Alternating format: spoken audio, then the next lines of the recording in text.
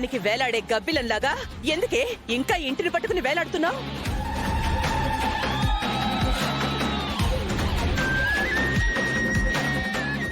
అయినా నీకీ కుటుంబంతో బంధుత్వం లేదు, ఎవరితోనూ సంబంధం లేదు. అలాంటప్పుడు మరెందుకే ఇదేదో నీ సొంతలైనట్టు ఊపుకుంటూ వస్తున్నావు? ఇంట్లో నుంచి గెంటేస్తే వెళ్లిపోయింది. 4 రోజులు సరదాగా ఎవరితోనో తిరిగొచ్చింది.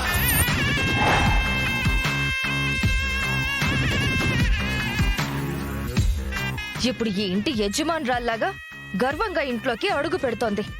అసలు ఈ లక్ష్మిని ఎలా అర్థం చేసుకోవాలో నాకైతే అర్థం కావట్లేదు. ఏ లక్ష్మి, ఇప్పుడే చెప్తున్నాను విను.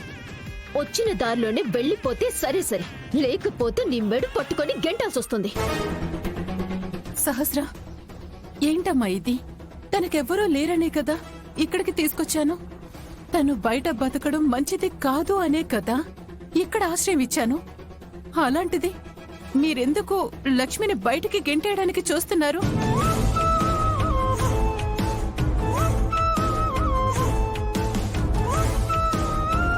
అత్తయ్య, అసలు ఈ లక్ష్మిని చూస్తుంటేనే నాకు కంపరంగా ఉంటుంది.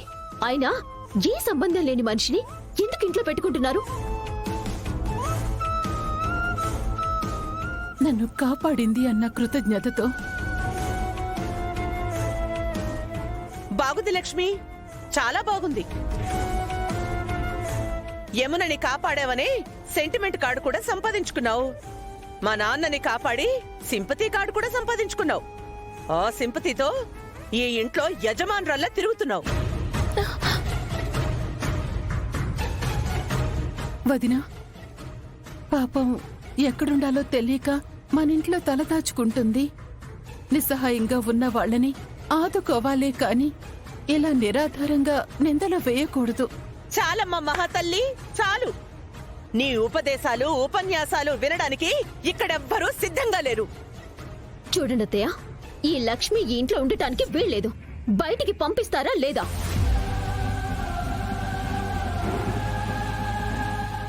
వెళ్తుందమ్మా, కాని తనకంటూ ఒక దారి దొరికినప్పుడు ఖచ్చితంగా వెళ్తుంది. అప్పటి వరకు కొన్ని రోజులిక్కడ ఆశ్రయం పొందనివ్వండి. దయచేసి ఇది నా అభ్యర్థనగా తీసుకోండి.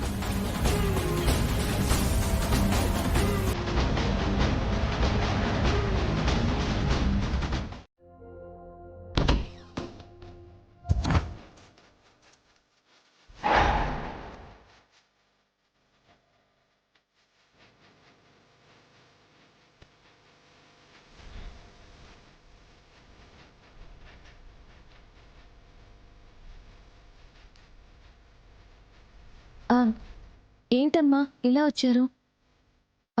ఏమైనా కావాలా? అవును, నేనొక ప్రశ్న అడుగుతాను, ఆ ప్రశ్నకి సమాధానం కావాలి. ఏంటమ్మా అది? నువ్వసలు ఈ 4 రోజులు నువ్వెక్కడికి వెళ్ళొస్తున్నావు?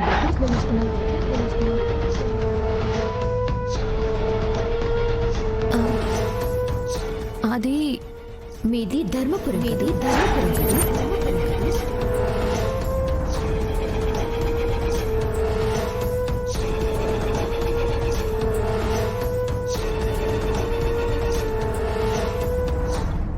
చెప్పు లక్ష్మి, మీది ధర్మపురమే కదూ? నేను నిన్నక్కడ చూశాను.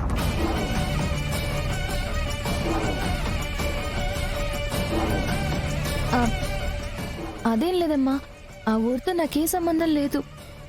అవునా? మరి ఈ 4 రోజులు నువ్వెక్కడికి వెళ్ళొచ్చావే? దైవ దర్శనం కోసం తిరుపతికి వెళ్ళొచ్చాను. నువ్వు నిజం చెప్తున్నావా? నిజంగా నువ్వు తిరుపతికి వెళ్ళొచ్చావా? నిజంగానే తిరుపతికి వెళ్ళొచ్చానమ్మా. సరే, ఇప్పటికి తప్పించుకున్నావు, కానీ మాటి మాటికి తప్పించుకోలేవు.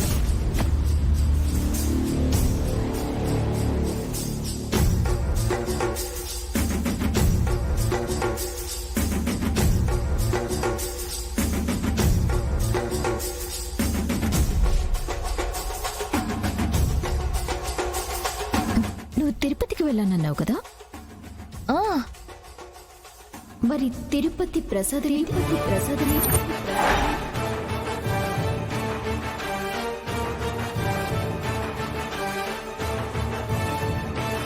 చెప్పు లక్ష్మి, తిరుపతికి వెళ్ళిన వారు అసలెవ్వరూ ప్రసాదం తీసుకోకుండా రారు కదా. ఏది ప్రసాదం?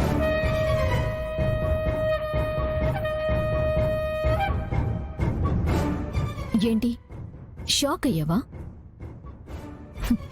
నువ్వు తిరుపతికి వెళ్ళాను అనగానే నమ్మేస్తాను అనుకున్నావు కదూ. నేను నీకు ఇలాంటి ట్విస్ట్ ఇస్తానని నువ్వు అస్సలు అనుకోలేదు కదూ. అందులో ట్విస్ట్ ఏముందమ్మా? ఇంతకీ పెళ్లి పనులు ఎంతవరకు వచ్చాయి? మొన్ననే ధర్మపురం అని ఒక ఊరికెళ్ళాం. అక్కడ పెళ్లికి కావలసిన చీరలన్నీ కొనేసాం. ఇంకా కొన్ని రావాల్సున్నాయి.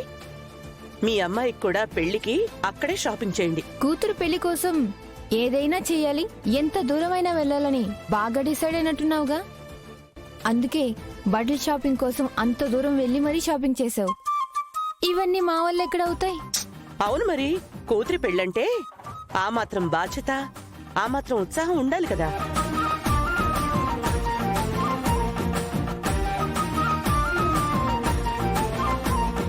ఇది బాగుంది కదా. సహస్ర,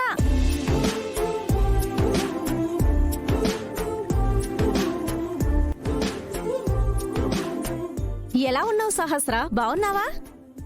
బాగున్నానంటీ. చూసావా పెళ్లి కళ ఎలా ఉట్టిపడుతుందో?